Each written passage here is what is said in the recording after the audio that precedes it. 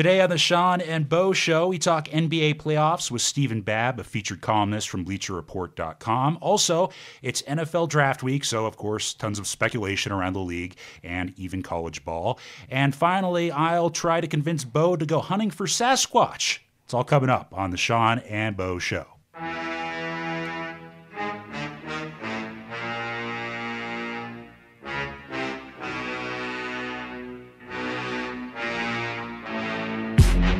Yes, it is the Sean and Bo Show. Sean O'Donnell, alongside my co-host Bo Greer, who played Division I football for the University of New Mexico. What's happening, Bo? Oh, not a lot going on right now. Just excited to start rapping to these beautiful people out there listening to us today. And yes, you would like for me to go looking for Bigfoot, but little did you know I already found him. Did you really? Yeah, he went well with a beer and some barbecue sauce. Well, we've got a lot to get to today. We're going to start things off talking some NBA ball. Playoffs are going on. Of course, some great series in the first round. And also, unfortunately, this big Donald Sterling, the LA Clippers owner controversy has really kind of clouded things. So a lot to talk about, and with us to break it down is Stephen Babb, who's a featured columnist on BleacherReport.com. Stephen, can you hear me? I sure can, Sean. How are you and Bo doing? We're doing great, man. How are you? I'm doing fantastic. So talking about the playoffs, obviously beyond just sports and sports talk, the Donald Sterling controversy took a lot of attention, and really there's a lot of questions to be answered now with this. Obviously, they're not going to let him continue to own the team. So where do you see this heading forward? Do you think his wife is going to be able to parlay the ownership, or do you think that NBA players are going to put too much pressure on him to keep it in the family? Where do you see that going? Well, the latest report that I heard is that from the mayor of Los Angeles was that he was going to fight this to the very end. So this could take another year or two at least. He's 80 years old. He's stubborn. He's never sold anything in his life. So this could be a long, long project for the NBA. But I think at the end of the day, you have 29 other owners who are resolved, and, there would be too much backlash if any of them didn't vote for this. So it's going to happen. It's just going to happen with a lot of litigation in the meantime. Definitely agree with that. This is Bo here. How's it going? Great, Bo. How are you? Oh, I'm doing great. I really appreciate you coming in on the show. And, something I really wanted to hear is definitely you already hit on the fact that this could get tied up a little bit, but the NBA brand, it's going to be hard to tarnish it because there are a lot of good owners out there. But one thing I wanted to ask from you, can you speculate, or is it too soon to know, is there going to be any fallout with the team, with the coaches? Because I know that there's a lot of dealings in the front office where, some people are wondering what is going to happen with management, and will we see new faces with the Clippers organization? I think it's a matter of time before we see new ownership. Whether that ownership is David Geffen's group, he's a big entertainment mogul, or you even heard Oprah's name thrown around. So it could be. There's a lot of options out there. Magic Johnson has an ownership group that's interested, but at the end of the day, I think Doc Rivers will probably stick around one way or the other. The Clippers, even if Sterling fights this, they're not being run by Sterling, and he's, the ban prevents him from having any kind of interaction with the team. So I think Doc is going to be the face of the team going forward. People trust him. Los Angeles loves him. The guy has just been around the block. He's, won a championship. So it's all about Doc Rivers at this point for the Clippers going forward. It's the Sean and Bo Show. We're talking to Stephen Babb, a featured columnist from BleacherReport.com.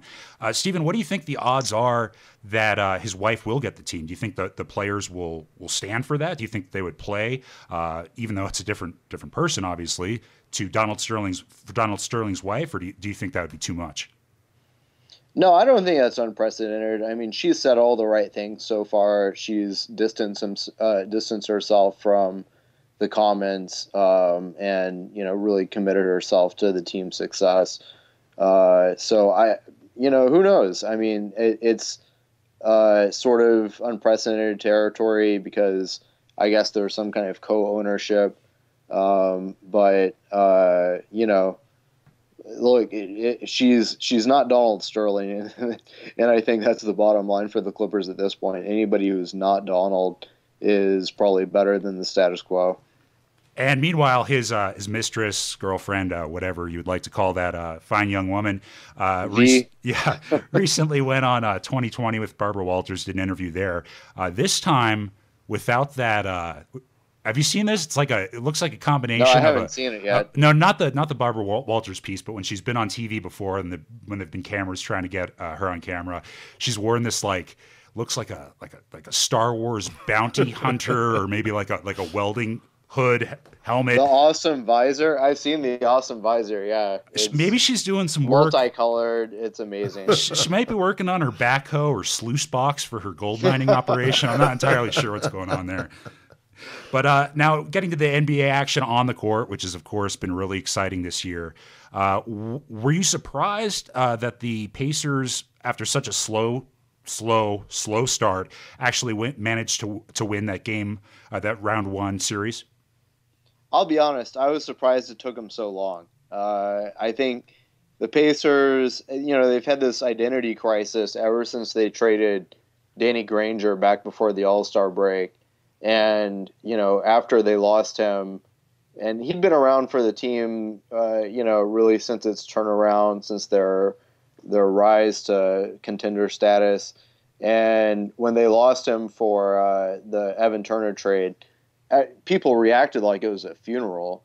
And I think ever since, the team has just been demoralized and searching for itself and looking for an identity.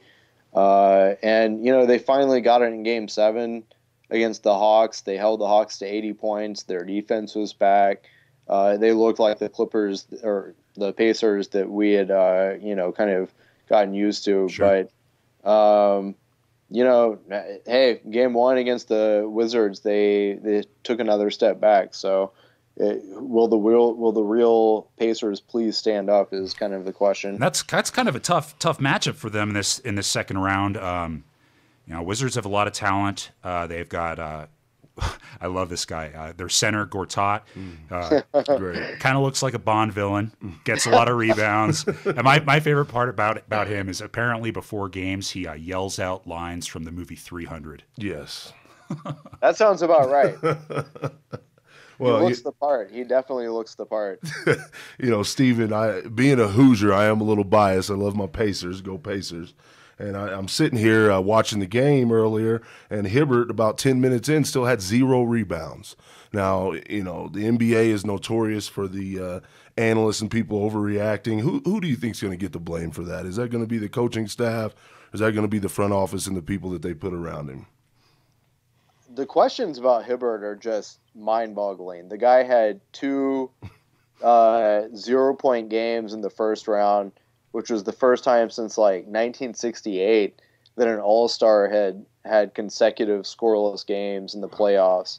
And, he's not rebounding. He got a couple of blocks tonight, great.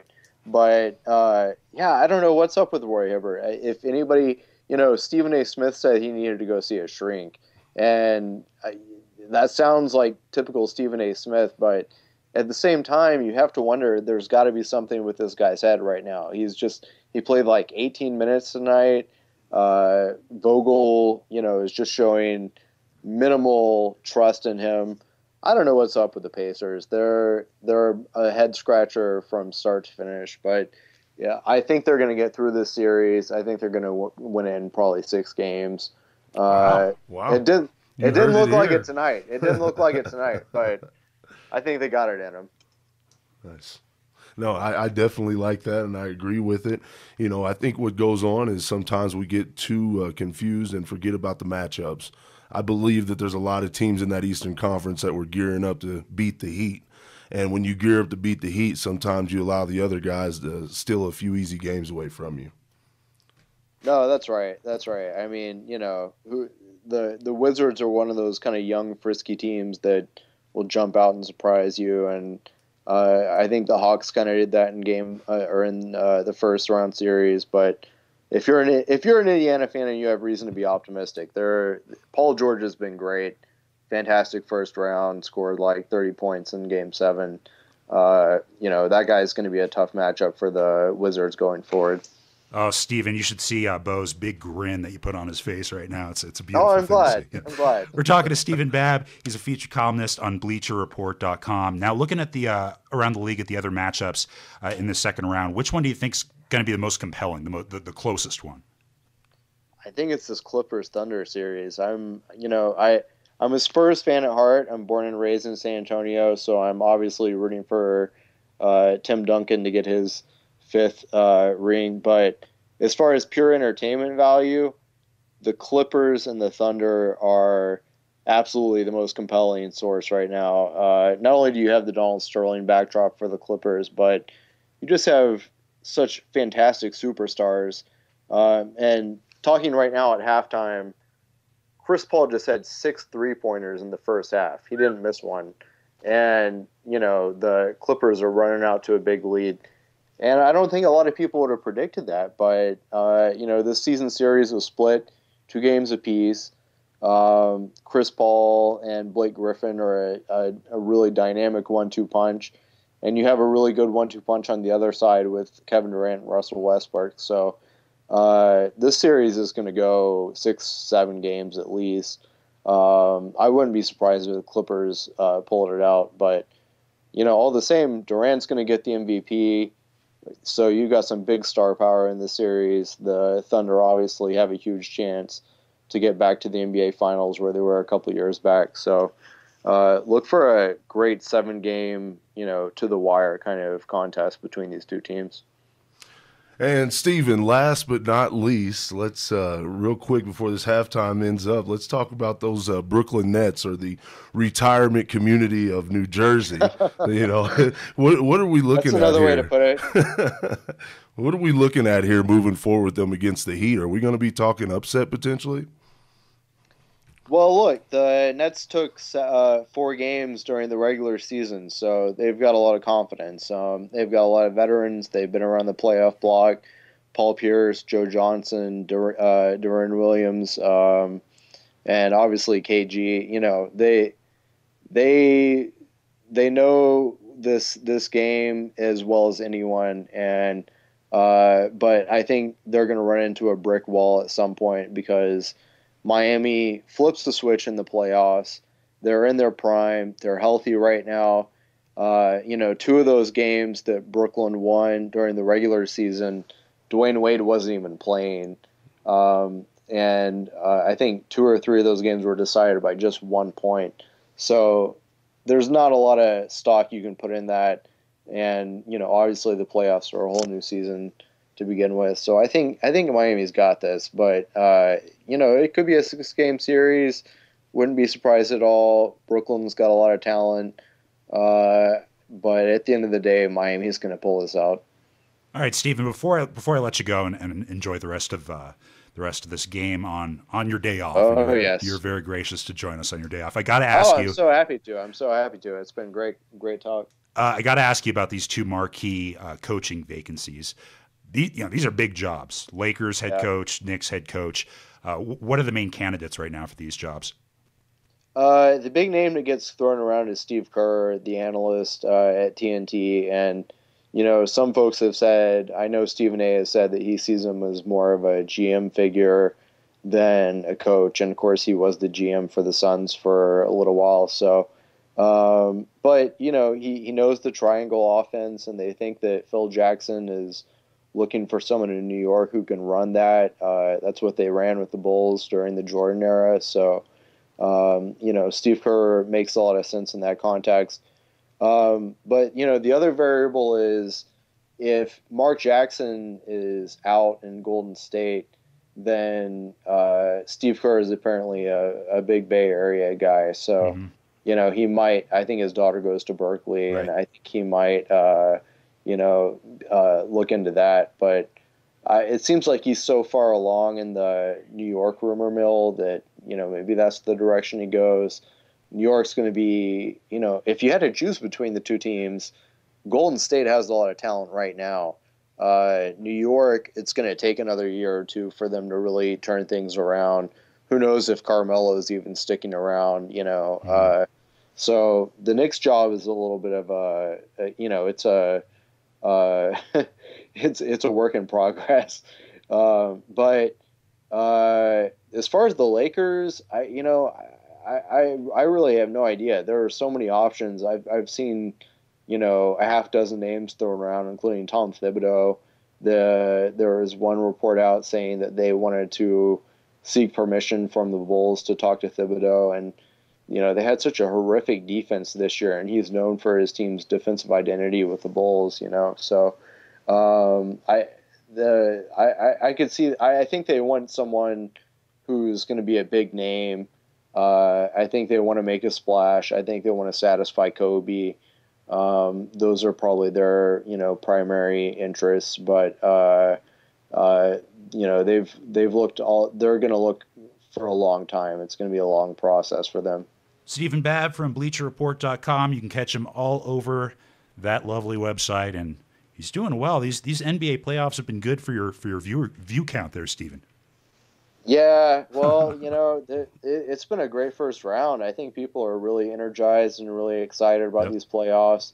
The Sterling controversy certainly hasn't hurt because that really, that appeals to people who don't even follow basketball and are just interested in, kind of social issues in general. So the Sterling scandal has really helped our viewership for sure. Yeah, definitely. Well, Stephen, we'd love to talk to you a little bit further down the road, maybe previewing the finals. It's been great talking to you. Stephen Babb, BleacherReport.com. Thanks for your time, Nice Stephen. meeting you, Stephen. Yeah, guys, have a great show. It's been good talking to you. Thanks a lot. Thank you. That was Stephen Babb. Good opinions there. A lot of stuff going on at these games. There's been some exciting series, man. Yeah, it's real nice to sit and talk with someone that's so well-versed and can articulate the NBA. You can really, he really paints a picture for you. And, it's one thing I like that he said about my Pacers, but it truly is. You have to look back when he went back and was talking about Brooklyn, for example, about how the 2 wins against the Heat came when my man Dwayne Wade was out. Right. Those are things that you got to think about. You can get caught up looking at statistics, looking at what happened back in February or December. But right now, with teams being healthy, with full rosters, you see what happens in these games. And the Indiana Pacers were given a front row seat to see what a healthy Washington team can do to them today in the very first game. They were beaten by more than 10, I believe. They just need to work in some quotes from 300 before the game. But that works good. That has to be intimidating to see a man of that stature screaming out quotes from 300. I would be terrified. Over the weekend, we were treated to something kind of rare these days, and that was an entertaining Mayweather fight. Bo, did you catch that? Oh, yeah. As you know, I cannot miss the circus that is Floyd Money Mayweather, and every time he fights. Now, he always gets criticized because, of course, he has this kind of, some call it a defensive style, and some call it kind of a boring one at that. But in reality, he's kind of smart. He doesn't like getting punched in the face, and he wants to punch you in the face. But Maidana, a lot of people thought had won quite a number of those rounds, which is something we haven't seen from Money May in quite a while. Balanced fight. Yeah, I've been waiting to hear if there's going to be any rematch talk. Have you heard anything along those lines? Well, at the end of the match there, they were speculating, and yeah, kind of sounded like it was going to happen. Mayweather, if there's money in it, he's probably going to do it unless it's Pacquiao. Yeah, unless it's someone that can actually beat him. Let's get that out there. But no, number one is that was a very entertaining fight. Floyd has a style that just in the past has just turned people off. I know a lot of people that have spent good money on those fights that don't order them anymore. So you see it firsthand with people and I've always wondered about the ticket sales. They do this with concerts. Sometimes if they don't sell out all the tickets, they'll give out a lot of freebies. I wonder if people truly are spending money to get to the MGM Center to go see Floyd Money Mayweather, Justin Bieber, Lil Wayne, Rick Ross, the entire cast from Circus Olay. It's amazing. When Bo got here today, he was wearing the exact same hat that Bieber was rocking talking during that fight. Ranger Rick style. You know, me and my wife, we kept commenting, it looked real Boy George-esque, the outfit that he had on. And I have to ask, you know, everything comes full circle. You know, are we going back into that stage in society, or people Karma Chameleon remake yeah, coming from Bieber? that's coming next. All right, we got a lot of NFL talk to get to, lots of draft rumors. We're going to get to that right after the break, so hang with us.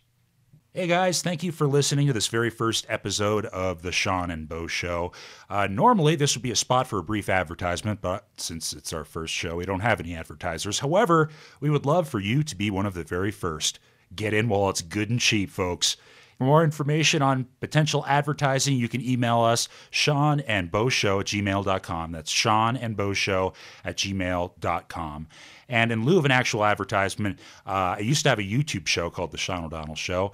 And I got to say, not very many bloggers were ever very nice or supportive, but one that is my friend Jesus Martinez at drunkenstepfather.com. Now what drunkenstepfather.com is some pretty extreme, oftentimes vile, and usually hilarious celebrity satire. And definitely 18 plus, but man, he is original and funny. So thank you to Jesus Martinez for always hooking me up, linking me. I really appreciate that, man. And guys, go please check him out. Chrissy Teigen wants to fight him, if that's any indication of the content he's giving you folks. So check that out. And again, for advertising, email us at seanandboshow@gmail.com. That's seanandboshow@gmail.com, seanandboshow@gmail.com. Back to the show. Welcome back to the Sean and Bo Show, episode 1. Just finished up with some NBA playoff talk with Stephen Babb. It was great of him to join in. I want to get right into that NFL draft, though. I know you can feel the heat. Temperatures are rising. People are starting to say crazy things. It's starting to. It's starting to. Did you hear Dabo Swinney saying that passing on Sammy Watkins is the equivalent to passing on Michael Jordan in the draft? Slow down, Dabo. Yeah. I don't know too many wide receivers responsible for 6 titles. And how many MVPs? Another 7 MVPs? I don't think that's going to happen for Sammy Watkins. We can pray that it's going to happen, but I don't think it's going to happen. As far as draft talk goes, the past few years we've been entertained by these predictions that have all these slash players like Sammy Watkins going high in the draft. You can remember all the way back when Mr. Reggie Bush and was my man out of Kansas State, Darren Sproles. These guys always give so much speculation because you can use them immediately. What do you mean by a slash guy? A slash guy. I mean, I can throw the ball to him. There's a rumor out there that the Vikings like Watkins at running back. Now, if you watched him when he was at Clemson, he got a lot of balls out of the backfield like a running back. Right. But he's got a small frame. Mm-hmm. You're not going to be able to put that wear on him, especially in that division. You're talking about a division with some stout defenses. Eddie Lacy did good in that division. Way different build. You can give it to him in between the tackles. He can generate yards, even if the play breaks down. Sammy Watkins, not going to happen. My man needs an open field. He needs screen passes. I don't see him going to the Vikings. I don't see him going anywhere as a running back. He'll be a wide receiver that gets a lot of screen plays and a lot of special plays, but I just don't see him being picked that high. Now, we're kind of being hypocritical because, as you know, Bo, I hate draft talk speculation. I think it's like the biggest time suck in all of sports talk. And this week we've been treated to an this year we've been treated to an even longer session of speculation because they pushed back the draft. Now, obviously, we know why they did that. Roger Goodell once the NFL discussed 365 days a year. But as a fan, were you kind of getting tired of all this draft coverage? You think it's too much? Where do you think they're going to go with this next year? It's way too much. I mean, just a week ago, we were talking about how the Cowboys rumor with drafting Johnny Manziel, how you can't let a Texas player get out of the state of Texas. It's happened before, and it's going to continue to happen, people. The Cowboys don't pick to around 16. That's where their pick is. If Johnny Manziel's still hanging out around 16, I will be amazed. But the fact that you know they're rumors, what about A.J. McCarron?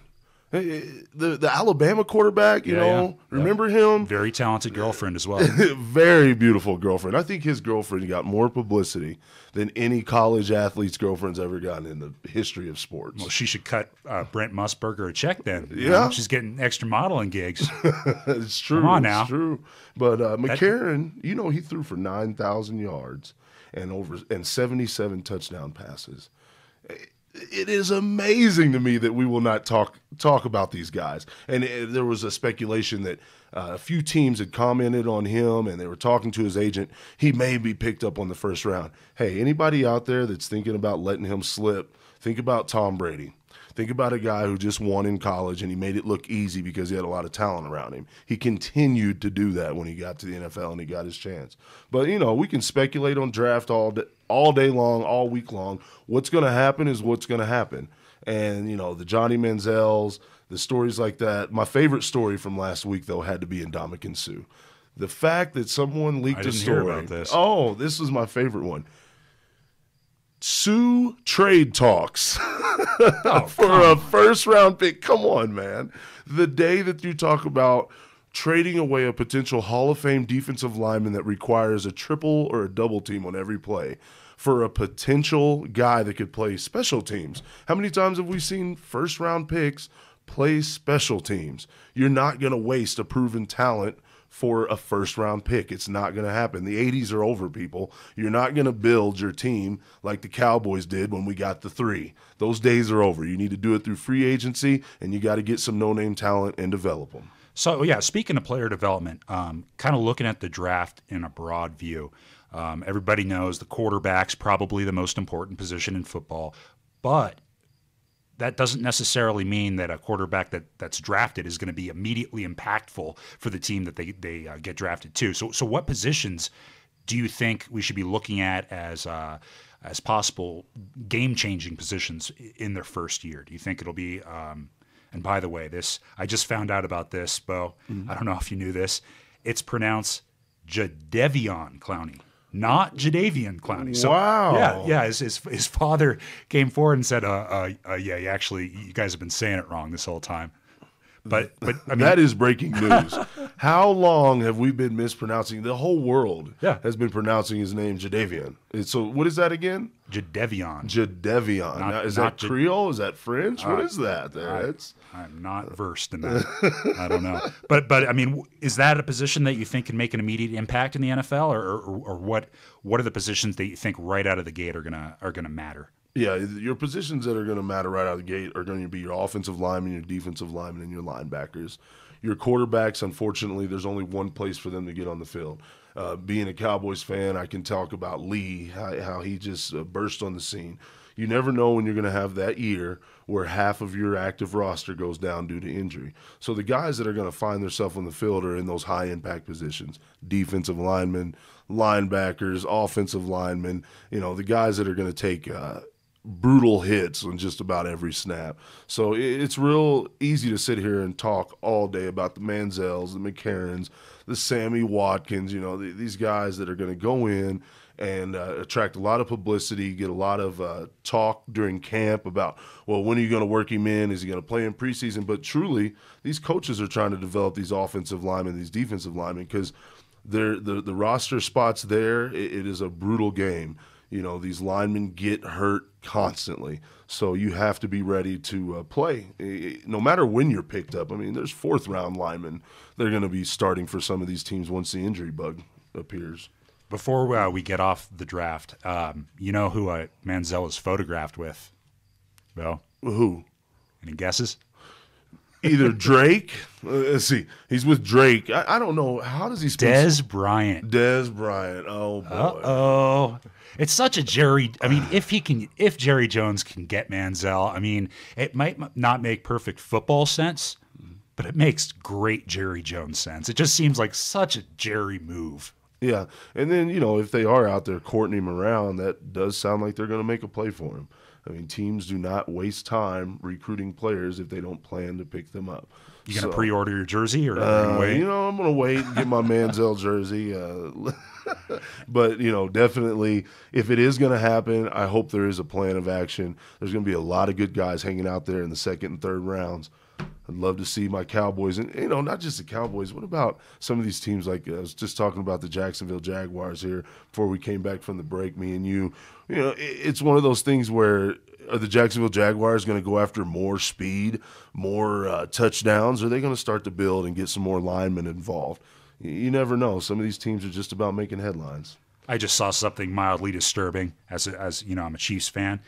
Ian Rappaport tweeted earlier tonight that the negotiations with Alex Smith and the Chiefs on an extension are not going well, and now the Kansas City Chiefs might be in the running for a first-round quarterback. Please don't do it. Please don't do it. Someone please sit down and just give Alex Smith what he wants. He has just had – I don't know what your feelings are about this, but I just feel like that guy's career – when it started with the San Francisco 49ers, going through 4 different coordinators, and I want to say 5 years.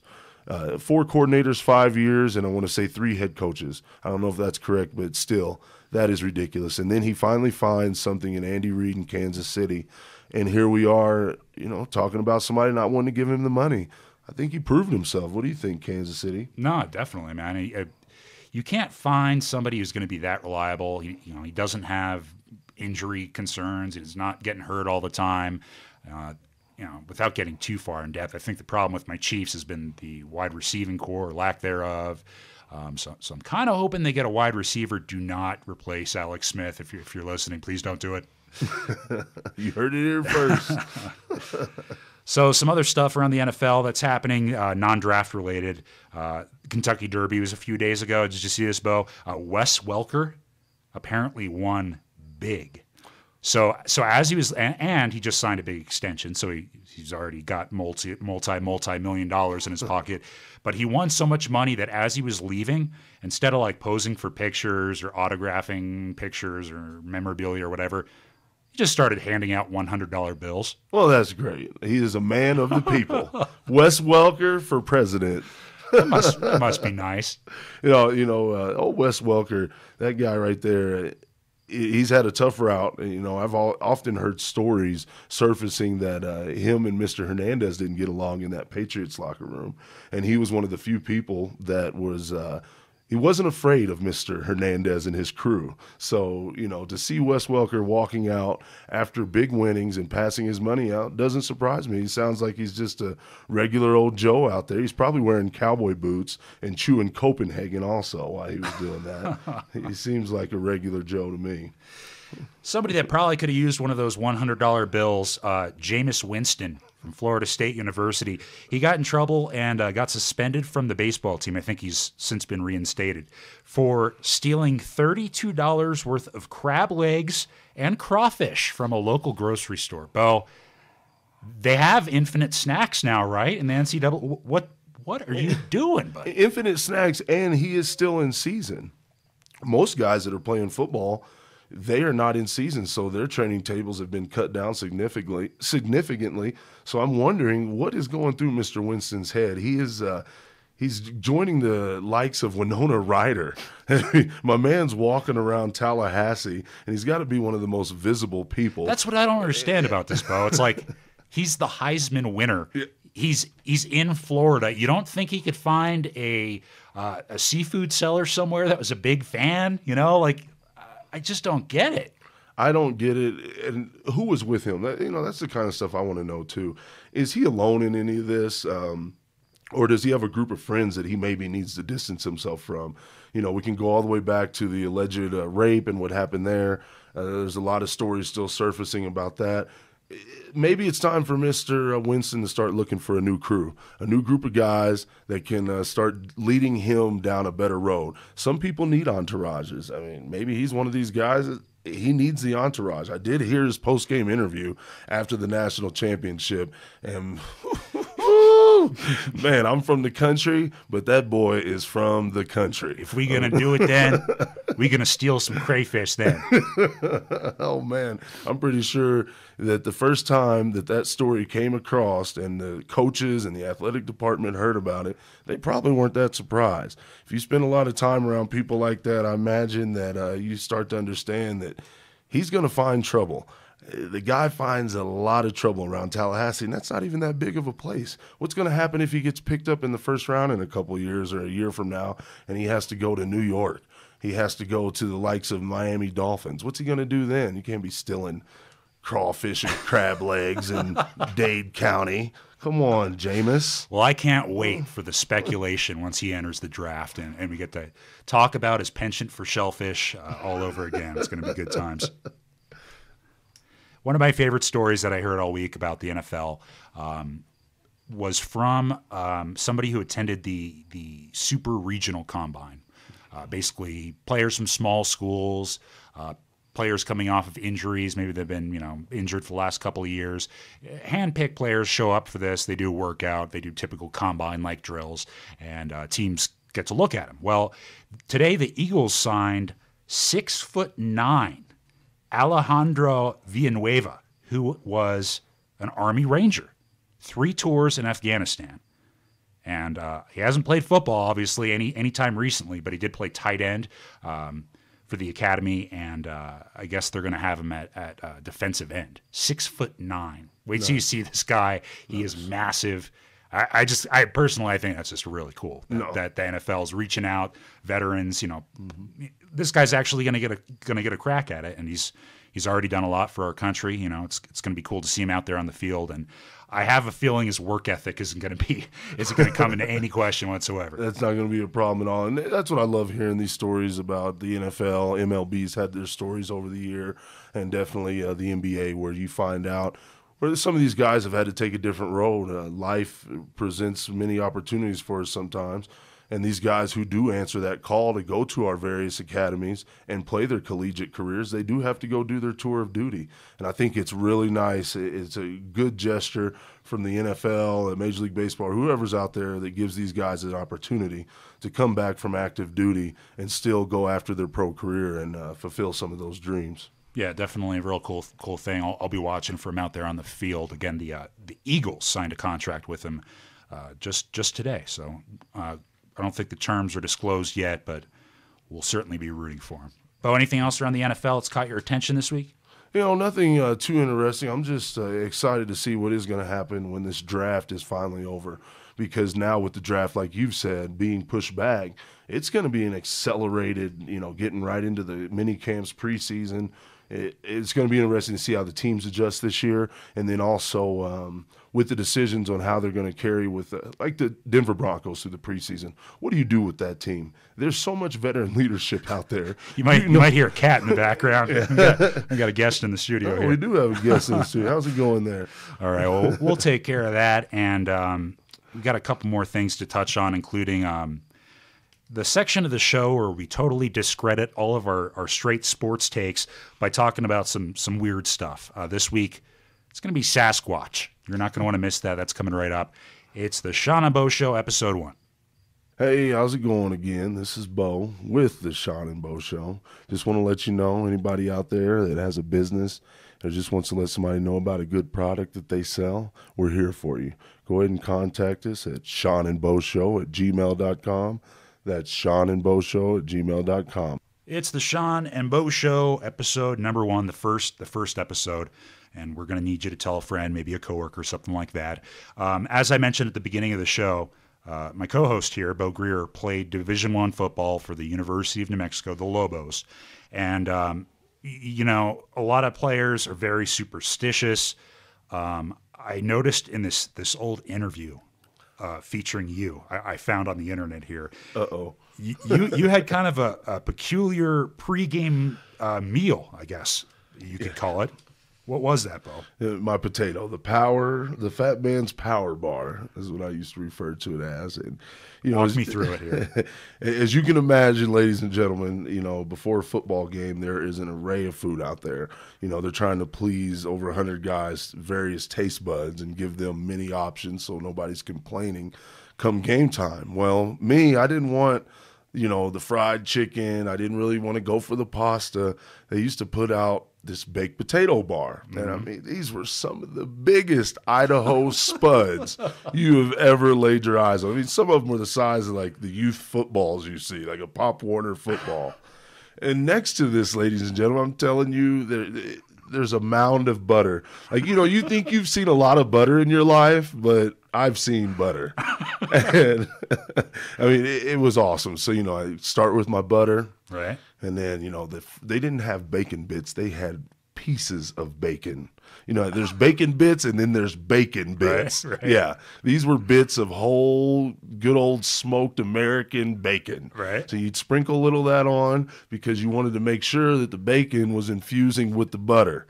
And then all that stuff would be going on and it'd be melting in there. Well, that's when you hit it with the good stuff. A little bit of cheese. Right. The finest grated cheese you could find in the Marriott. And you'd sprinkle a little of that on there. A buttload of sour cream.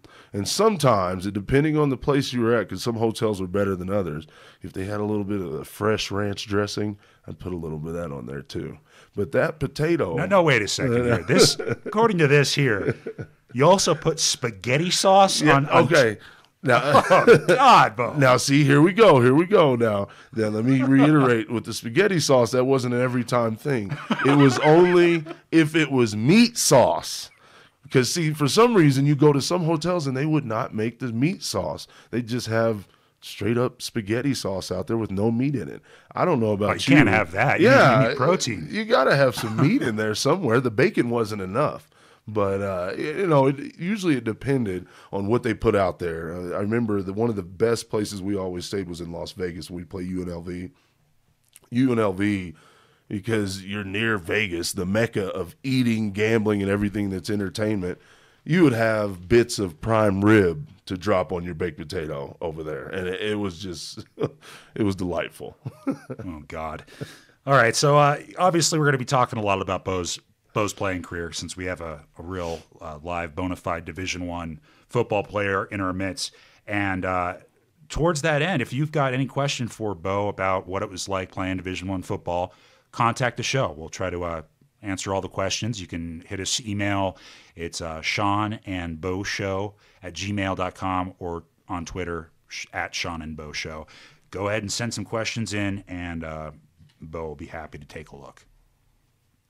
Yes, I definitely and I want to reiterate any questions you have a nephew, a niece, a son, or even a daughter nowadays, because there's a lot of female football taking off. You have a question, go ahead and send them in. I'd be happy to get back in touch with you. I just love talking football. All right, before we get to Sasquatch, bad news, Bo. Bad news. Powerade, of course, the hugely popular Gatorade ripoff, has announced that they are taking out a critical nutrient that as big guys, you and I both need. I don't know how we're going to be able to supplement this into our diet. I'll do some research. Maybe we can order one of those big 55-gallon drums of it. But they have decided to eliminate brominated vegetable oil from Powerade. Yeah, apparently. Oh my! Apparently, goodness. athletes have been guzzling that stuff down, and basically, it's vegetable oil treated with bromine. Oh my goodness. And recently, Dr. Oz referred to this as the #1 shocking health threat in your food. I can agree.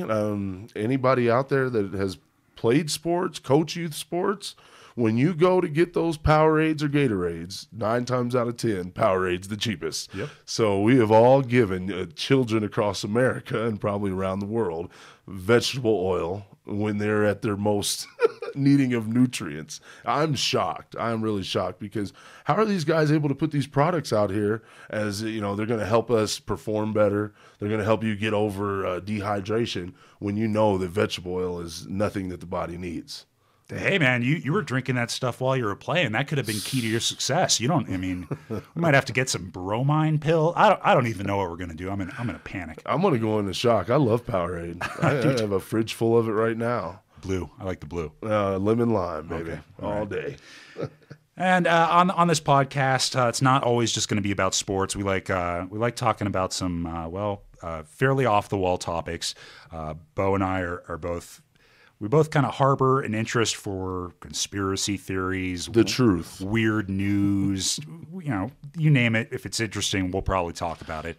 And I'd never talked to Bo about this before, so I wanted to spring the question on him.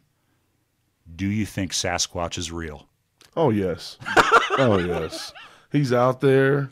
He's in the Pacific Northwest, probably walking around a big pot farm, hiding somewhere out in the mountains. You know, him and all the other hipsters that went up there to hide after the 60s and 70s, they're doing a real good job of it. But no, I agree there's things out there, and there's something to everything. See, I think it's possible. You know, I'll try to take a scientific view of this. Bo and I live in New Mexico. We got a lot of wildlife here. You go camp and you might see some of it. And I spend a lot of time outdoors. And even an animal like, I don't know, say like a bobcat or a mountain lion, I think I've seen one of each in hours and hours and hours spent fishing, camping, hiking. Wild animals, they're very, very elusive. And the more intelligent a wild animal, you kind of tend to think probably the better job they would do of staying hidden, of not getting discovered, of not getting seen. So you hit on a very good point. It's possible, right? You know, Hollywood's been doing this for years, and the media has really jumped on. You know, every time there's a UFO sighting or somebody sees Sasquatch, where do they go? They don't go to Manhattan or the middle of L.A. to get an interview. They go ask a guy who lives on the very edge of town, who hunts all day long. Hey, can you comment on the recent Sasquatch sighting? Yep, he's out there. You know, that's what's going to happen because guys like you and I, we do go outside. We do go outdoors. Been in New Mexico since 2004. I've only seen one mountain lion, and he didn't want to be found. That was totally by accident. I think I've seen one bear cub when I was well up into the mountains up north near Angel Fire. And that's rare. The people who live there told me that was a very rare sighting. So I know exactly what you're talking about. Things that don't want to be found are good at not being found. Here's the one thing where it kind of gets tricky to me. It's like if Sasquatch, Bigfoot does or did exist, you'd think at some point somebody would find some remains. But hey, if they're super intelligent, if they almost have human-like intelligence, I don't know, maybe they bury their deceased family members. It's a possibility. How crazy am I sounding right now? You know what, though? Grab your backpack, Bo. We're going. People in, I want to say, in Africa talk about that. Was it the lion that you don't find? You don't find dead lion carcasses laying around. So they go somewhere. You know, a lot of these animals are real good at that. But one thing I always bring up when people talk about, well, there has to be just one. They would have had to find one by now. Yeah, if they found one Bigfoot, one Sasquatch, a prehistoric man-like creature with hair coming out of every orifice of his body, he can't communicate, but we know he has some sort of relation to us. Do you really think the United States government's going to put that on Channel 2? No. It would incite riots. There would be people losing their mind. I grew up in the Midwest. My parents are great people. I took them to an exhibit at the Natural History Museum. It was entitled Evolution. And I want to tell you, they wanted nothing to do with that. And I just want you to know this. There is an entire group of people in this country that if you showed them Bigfoot, literally the sky would fall in on them. So I always think there's something to that. I think you'd have to hide Bigfoot. Are we ready to see Bigfoot? I'm ready. I know who my Chiefs would want to draft. Yeah, that's all we need now. We'll have to rework all the rules of war, athletics, because people will instantly try to market and profit off of the Bigfoot. He'll be in the NBA, the NFL, and Major League Baseball. They'll probably figure out a way to get him in a stock car, too, because of the, what's the beef jerky? Oh, yeah. They'll have to get him out there in a stock car with his face on the hood, too. Well, we'll go take a look, see if we can find him in my backyard here. But Sasquatch, I think it's a strong possibility, Bo. I really do. You know, and if there's anybody out there that knows anything, don't be afraid to send us an email about it. We will never judge you. Well, I swear, I will never, ever judge you. I might just a little bit, but send it anyway. The email address, again, it's SeanandBoShow@gmail.com. Same handle on Twitter, Sean and Bo Show. That's going to do it for this week. We'll be back next Monday with, I'm sure, a lot more NFL talk. It'll be post-draft. We'll be done speculating and we can actually talk some X's and O's and what these players are going to mean for their respective teams. So till next week, I'm Sean O'Donnell with Bo Greer. Tip your pizza man. We'll catch you later.